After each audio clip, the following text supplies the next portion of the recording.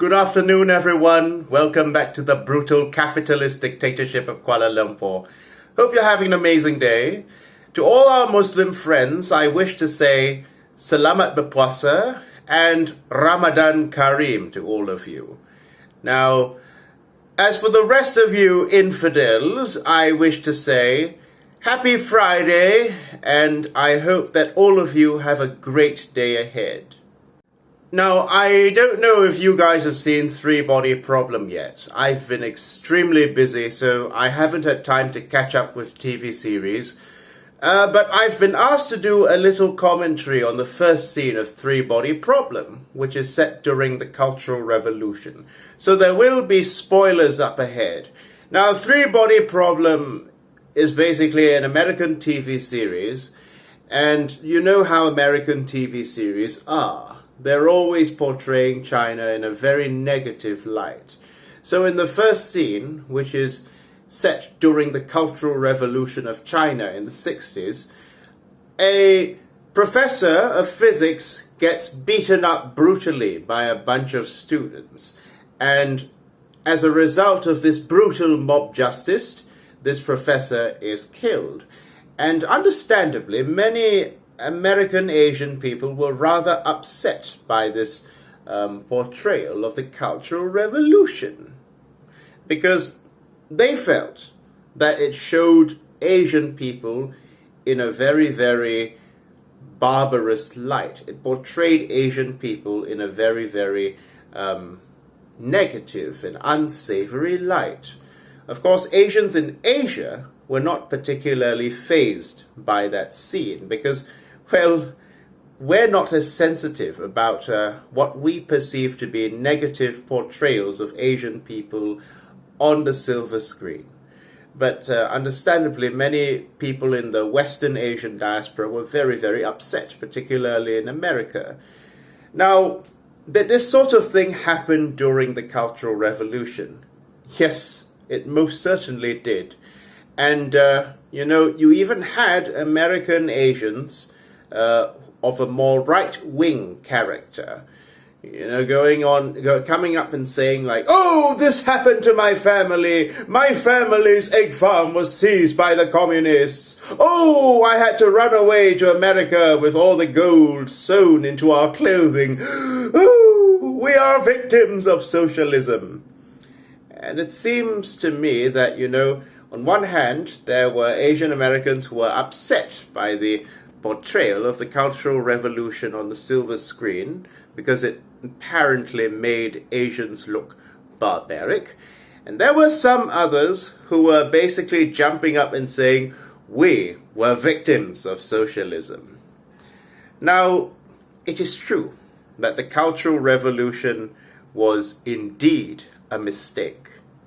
And indeed, no principled leftist ought to be wishing for a repeat of the Cultural Revolution in any country, perhaps maybe with the exception of America. I know there are some people in America who could do with some struggle sessions, but the fact of the matter is that the Cultural Revolution did not happen in a vacuum.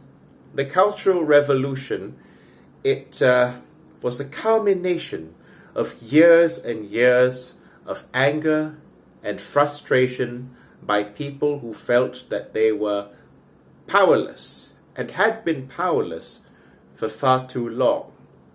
And so, if you are a frustrated young Chinese person in the 50s and 60s, and your country has just come out of a brutal occupation by Japan, your country has been ravaged by foreign powers as a result of its ineptness and its backward political system, and your country is known to the world as the sick man of Asia, while your elite intellectuals and your elite landlords are living the great life, you might also be a red guard.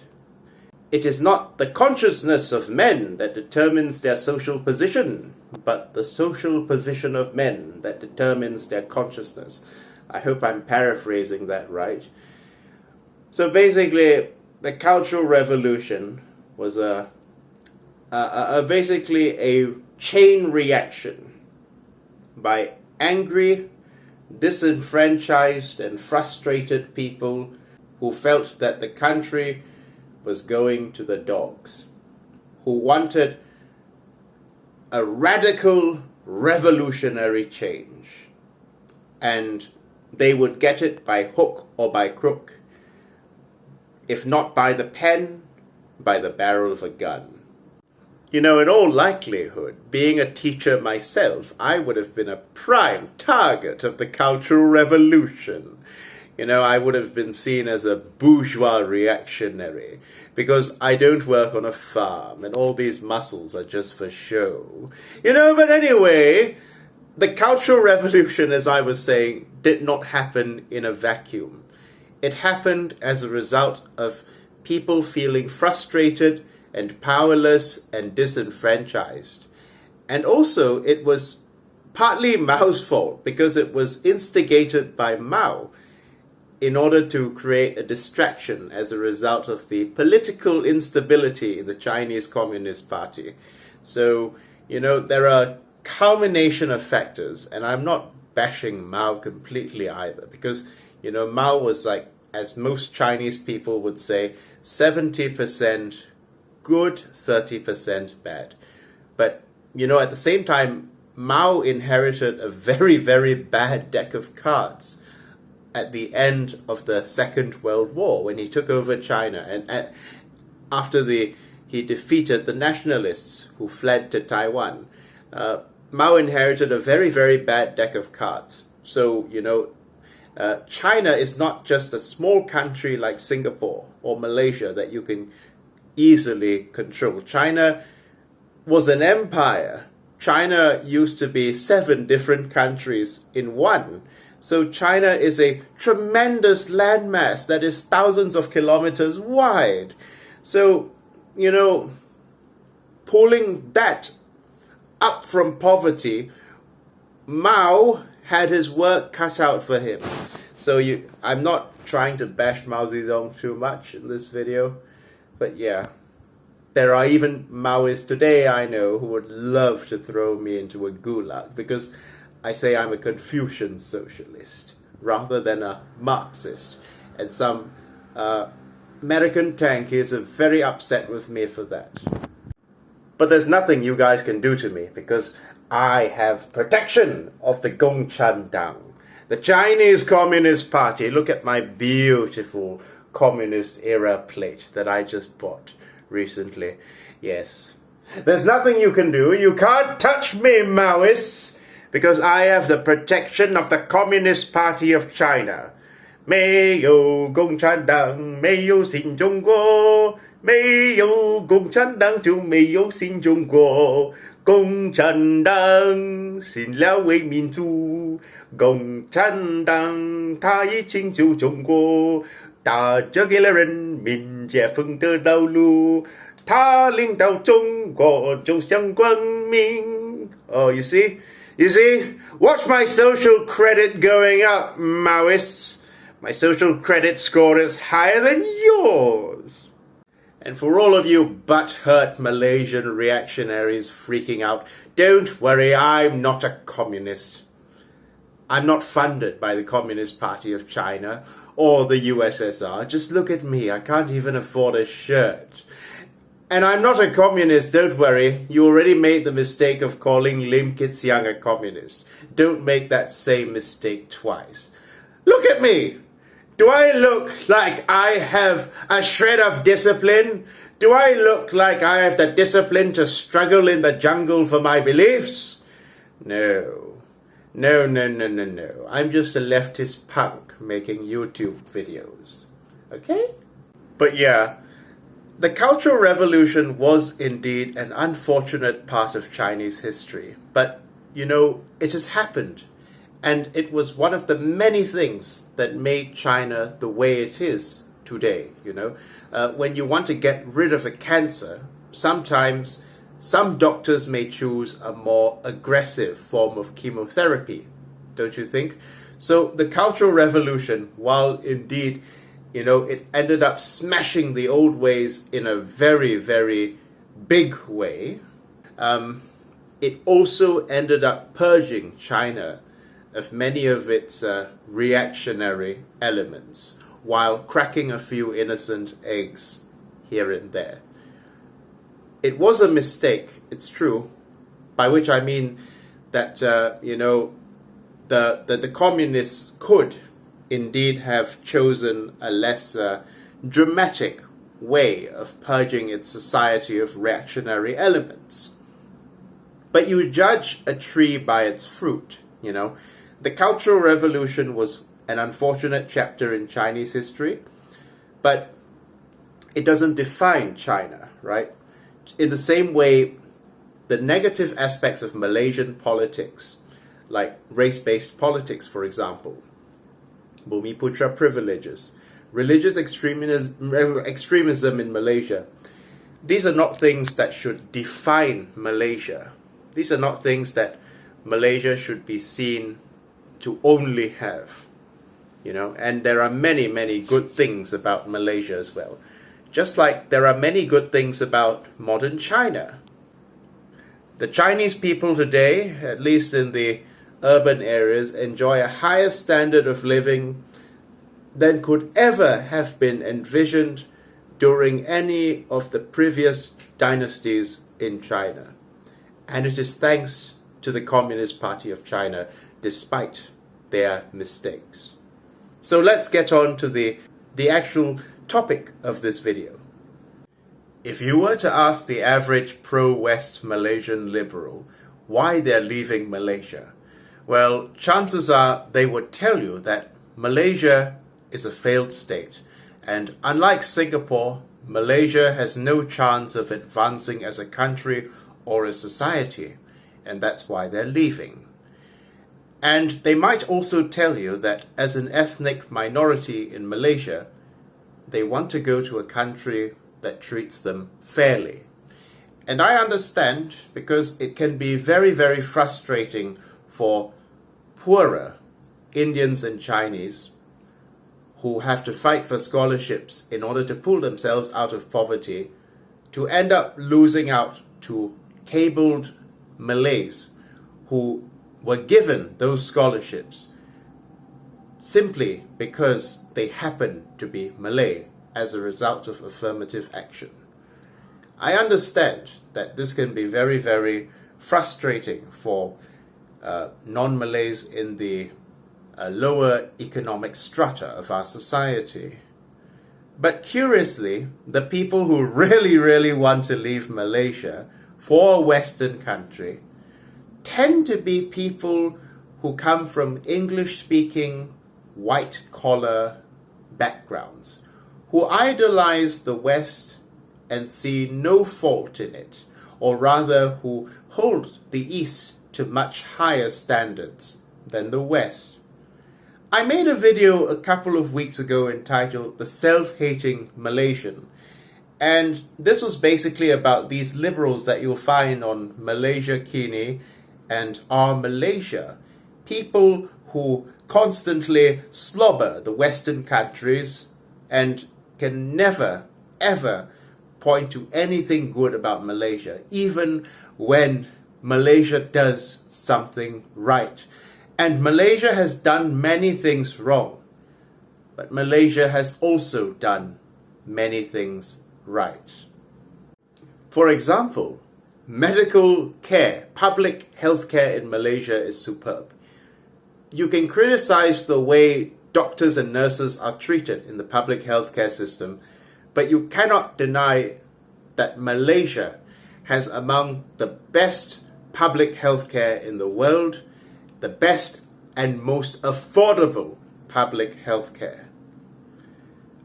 Malaysia is a country in Southeast Asia that is comprised of people who came together under the unlikeliest of historical circumstances: the Chinese, the Malays, and the Indians.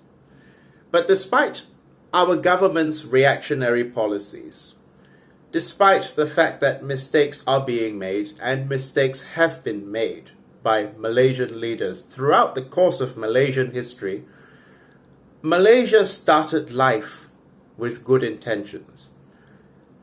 Under the leadership of Tunku Abdul Rahman, Malaysia was actually seen as a very, very respectable country.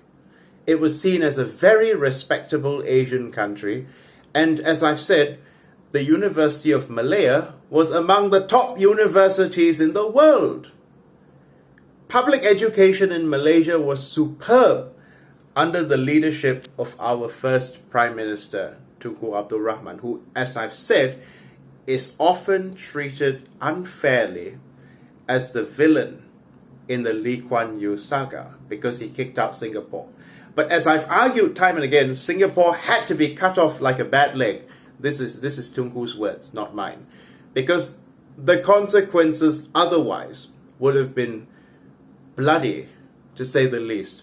If Singapore had not been cut off, and we could have had far more bloodshed than just May 13th. So Malaysian leadership has made mistakes time and again. But in many cases, these mistakes cannot compare to the same mistakes that are made by the Western imperialist powers, like carpet bombing Gaza, for example, or, putting children in reservations in America. Even though the treatment of our Aboriginal Malaysians, the Orang Asli, leaves much to be desired, there is no way you can say that our leadership is as cruel as those people in Australia, for example, who seized Aboriginal children from their parents and basically created a generation known as the stolen generation, or like the Manifest Destiny settlers who decimated the vast majority of Native American people, and still today treat the remaining people with contempt. I don't think it's fair to project Western imperialist colonialism on the Malays, even though they have indeed made mistakes throughout history. These mistakes paled in comparison to the mistakes of the Western imperialist powers.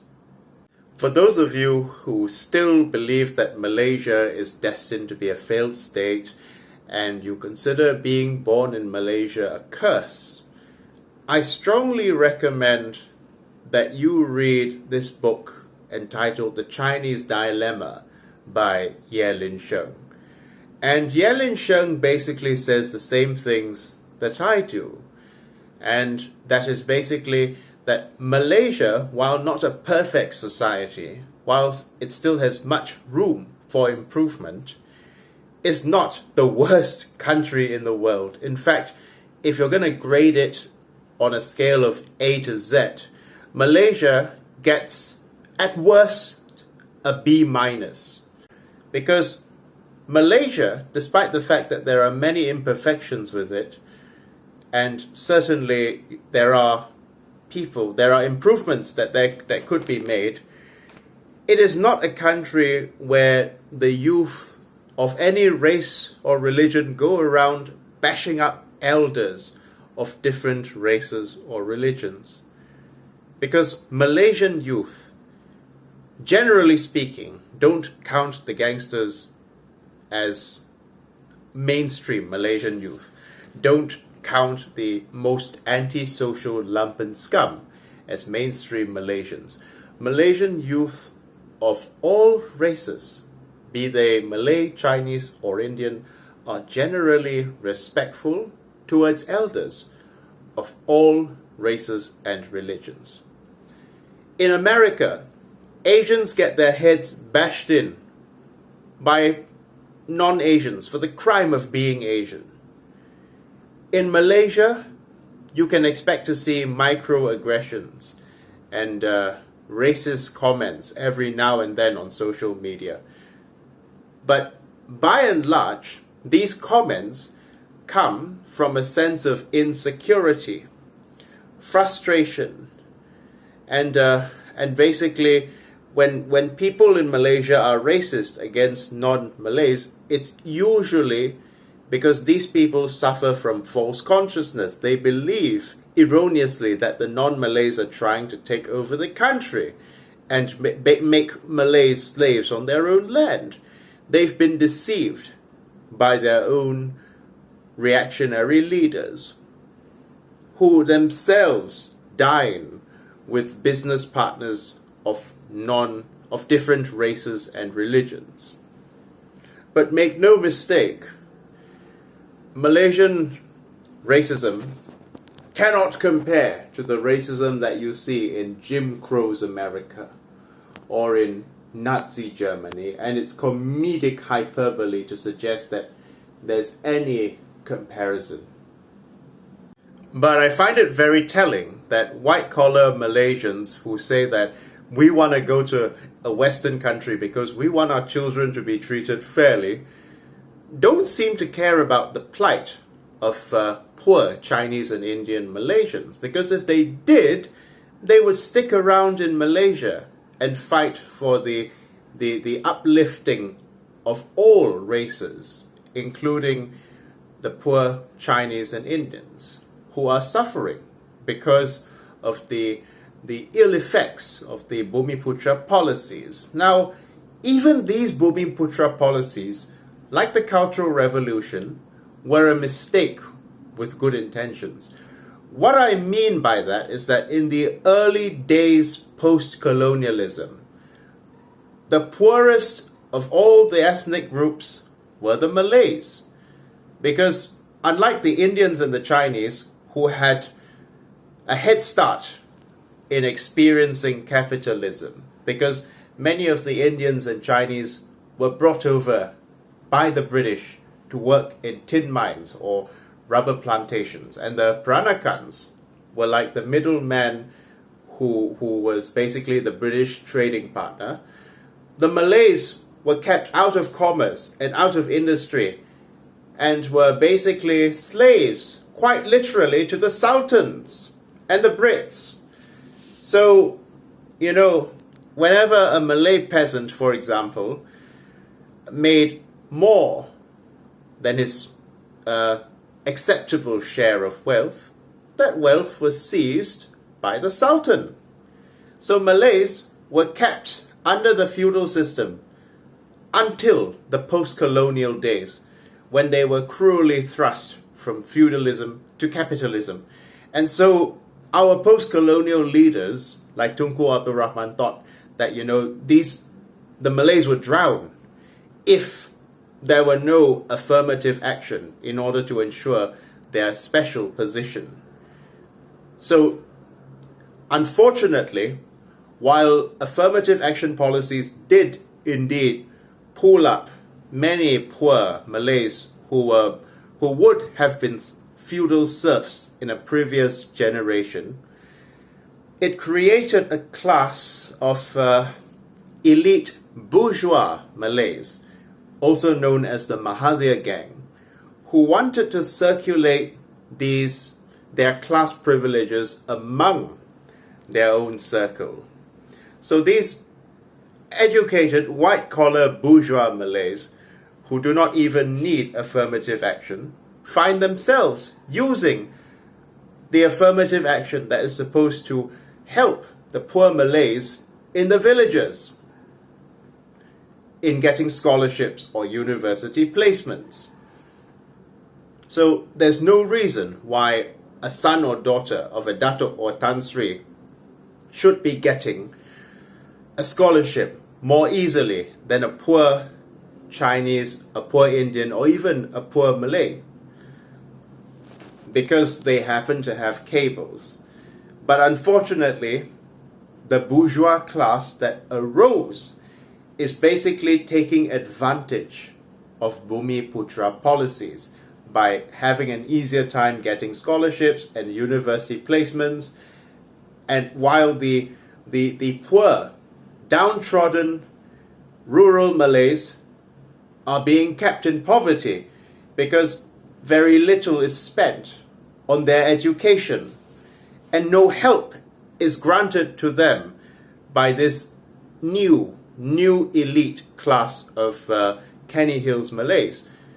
Because people wonder why vernacular schools do so well, and that's because Chinese diaspora businessmen, rich Chinese, pump in thousands and thousands, no, millions of ringgit into schools like Chonghua and Kuan Cheng. That's why they do so well. But unfortunately, this new elite, neo-feudal class that sprung up, the Mahathir gang, are keeping the wealth among themselves. And they're pointing to the non-Malays, especially the Chinese, and saying like, wow, you guys have gotten rich in this country, haven't you? How come you don't want to share the wealth? But meanwhile, these guys live in Kenny Hills and would never deign to invite a working class Malay person to their house. That's why I say that you have a lot more in common with a working class person of a different race and religion than you do with a capitalist of your own race and religion. Because basically, you know, it's hard to take advantage of Bumiputera privileges when you're struggling to just keep a roof over your head. It's hard to actually even think about going to university, isn't it?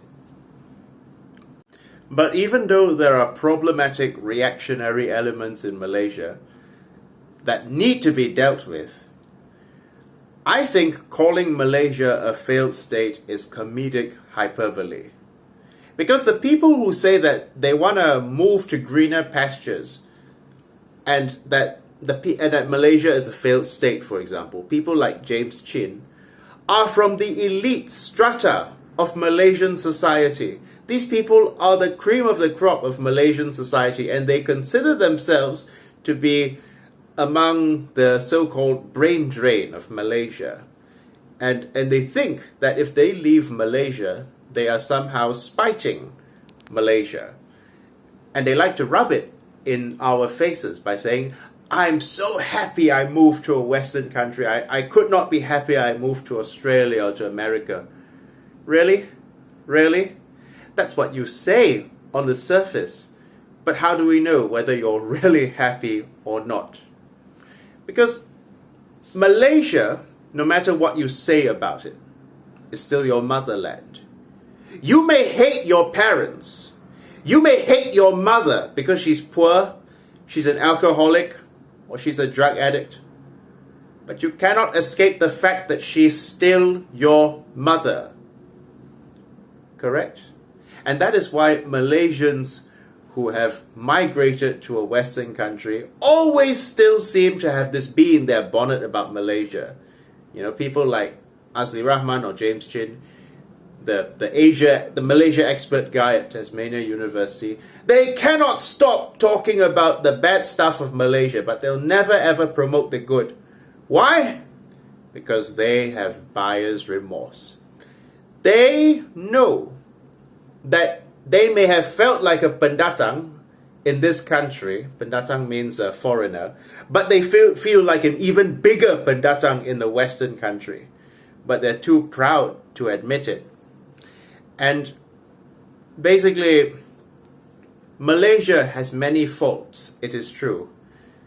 But the same people who call it a failed state are the very same elite armchair intelligentsia in Russia who would have called Russia a failed state before the Bolshevik Revolution. Yeah, because Russia also seemed to be a failed state at that time. Before today, when Russia is known as one of the most educated and literate countries in the world that sends people to the moon, Russia was one of the most illiterate, backward and backwater countries before Lenin took over. So there would have been liberals, no doubt, even in Russia at that time, who would have said, why do you even bother fighting for Russia? Russia is a failed state. It's not going to get anywhere. The same way you see these naysayers in Malaysia who hate being born in Malaysia and who consider being born in Malaysia to be a curse, saying that Malaysia is a failed state, we must run to a Western country that is more respectable than Malaysia. And guess what? There were also Chinese intelligentsia in China who would have considered China to be a failed state with no prospects in the time when China was known as the sick man of Asia. You think the Qing dynasty was going to last forever? So what makes you think that the reactionary Malaysian leadership is going to last forever either? These neo-feudalists who control Malaysia. My point is, when socialism comes to Malaysia and Malaysia rises up and becomes a great socialist country, don't you come back after you've left for Malaysia and refuse to fight for it. Don't you white-collar liberals come back and say that you've always been Malaysian, because you've already made your bed, so go and lie in it. Because I know that when Malaysia becomes the ideal society, and when Malaysians finally see themselves as Malaysians and not as Chinese, Malay or Indian, and everyone has a civilized standard of living in a socialist society with Malaysian characteristics, I know that you will have many butthurt Malaysians who have migrated abroad, who will then claim to be victims. They will say that, oh, my family left Malaysia because it was an authoritarian Islamic shithole. In the same way these reactionary diaspora Chinese Americans say that my family are victims of socialism. There will be very, very bitter people who did not choose to fight for this country, whose children will be extremely resentful because their parents, despite the fact that their parents were privileged white-collar people, did not stick it out and fight for a better Malaysia, instead choosing to go to the Western world, which hates you even more than the Malays do, yeah? I can tell you that xenophobia in America is far more vicious than xenophobia in Malaysia. Yeah, that is, Malaysian racism is like the lightweight Diet Coke version of racism compared to, you know, actual racism in America, you know? But don't take my word for it. Go and experience it yourself if you actually want to. But don't come crying and begging to be accepted again if you have chosen to denounce Malaysia and renounce your ties to this beautiful country. People ask me why I didn't just move to a Western country like Britain or Australia. I was educated abroad. I could have moved if I wanted to, but I didn't. My brother's moved to Australia and he's gotten citizenship in Australia. So, you know, that's his business. This video is not meant to denigrate him in any way. But how could I? How could I abandon the Malaysian people of all races and religions and jump to another country rather than fighting for the Malaysian people who have revolutionary potential? Yes, every Malaysian has revolutionary potential. Malaysia is not America. I'm not putting down America, but Malaysia is a country that abolished the mandatory death penalty. Malaysia is not a country that bombs and regime changes other countries, that brutalizes people of other countries. Malaysia is imperfect, but Malaysia is a decent country, even though our leadership are fascist and reactionary. Pakatan Harapan is fascist and reactionary, but you judge a country not by the ruling class under capitalism. You judge a country by the people and the conduct of the Malaysian people. And I can tell you firsthand that as an ethnic minority in Malaysia, I have faced far less personal racism than I did as a student in Australia. You don't know how racist people can be until you've actually lived in a Western country. And Malaysia may not be perfect, but I noticed that the people who call Malaysia a failed state are willing to overlook the many imperfections of Western countries. They hold Asia to a much higher standard than they hold the West, because these people are mentally colonized to say that you have no faith that your country can progress. You have no belief in the Malaysian people, but you believe in the Western people. So what are you but mentally colonized then? Because Malaysia fundamentally is a good country. I can understand if you say you don't want to be a part of Israel or you don't want to be a part of America after the cruelty and savagery you've seen in Gaza, or the cruelty and savagery that you've seen enacted on the Native Americans. But I cannot for the life of me understand why there are people in this country who not only criticize the imperfect policies of Malaysia that need to go, but also are ashamed of being Malaysian and believe that being Malaysian is something to be ashamed of. It is not. Because the very same people would have also been ashamed of being Russian during the Tsar's time. But do you know who else, ironically, was not ashamed of being Malaysian, who loved Malaysia with every fiber of his being? Jinping, the Malaysian communist leader, also loved Malaysia, the soil, and the Malaysian people with every fiber of his being. Why did Jinping spend so many decades trying to come back to Malaysia? He could have moved to Australia. Australia would have given him citizenship because he had relatives in Australia. He could have moved to Singapore. He lectured at the National University of Singapore during his time in the Malayan emergency. But why did Jinping obsess about returning to Malaysia? The land which, in his own words, he was willing to give up his life for. Because he, like any socialist, loved Malaysia and the Malaysian people, even if not everyone in Malaysia loved him. Being a socialist is a thankless job, and you don't get to pick and choose who you serve.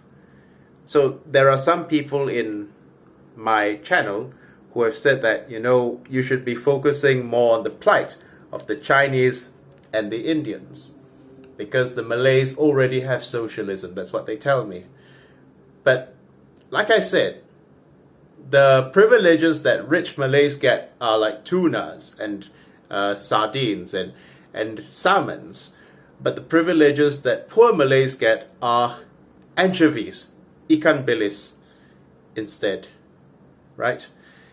And the poor Malays are also being bullied by rich Malays, just like poor Chinese are bullied by rich bourgeois Chinese, and poor Indians are bullied by rich Indians.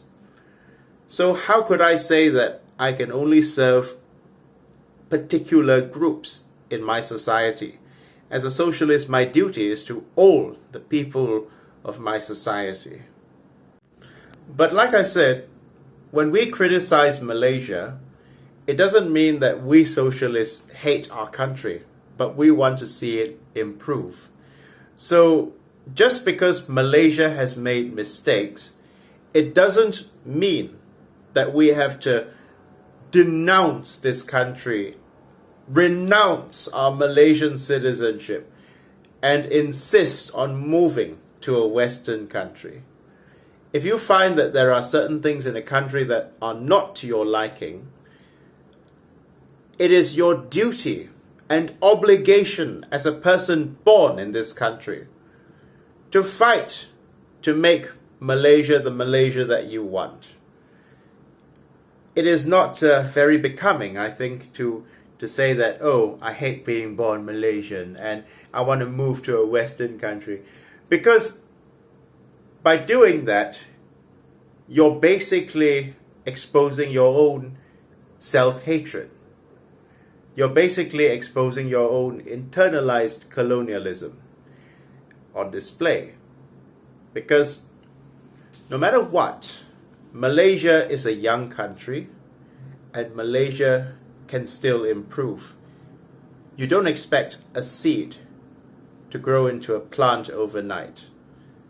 And although the Malaysian leadership has made mistakes from time to time, as I've said, there's no way you can compare these mistakes to the mistakes made by the mistakes of the brutal Western imperialist powers. So I'm really sick of people constantly talking about Malaysia. These people who come from white-collar backgrounds, talking about Malaysia as if it's such a shame to be born in this country. You know, there's nothing inherently shameful about being born Malaysian. Because Malaysia, all in all considered, is a country of decent people. And it is my duty as a socialist to fight for the Malaysian people, not to pussy out and run away to a Western country. But remember, your next generation will not thank you if you run to a Western country. No matter what, you are still Asian. You may hate your mother, like I said. You may hate her because she's poor and she's an alcoholic, and you may be embarrassed to be the son or daughter of so-and-so person.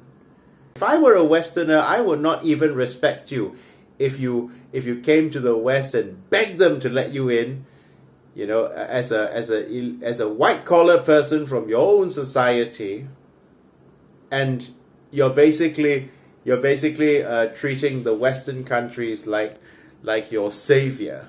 And you were one of the privileged elites in this society. At least you were middle class in this society, but you scrammed to the West because you wanted to spite this country. And you talk about this country that educated you, that you spent your formative years in, with such disdain and contempt, and you talk about the people in this country with such disdain and contempt. How could I respect you if I were a Westerner? I don't think I could. And frankly, I'm not a Westerner, and I don't respect you either, you see. So, those of you self-hating ingrates who hate being born in Malaysia, you're free to leave, okay? Malaysia does not need the self-haters. It really does not.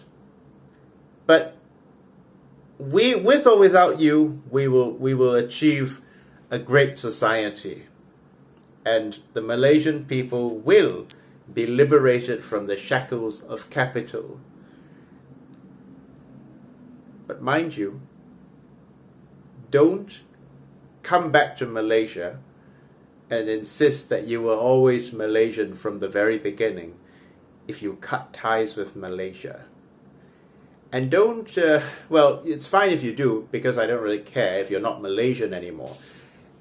Don't talk.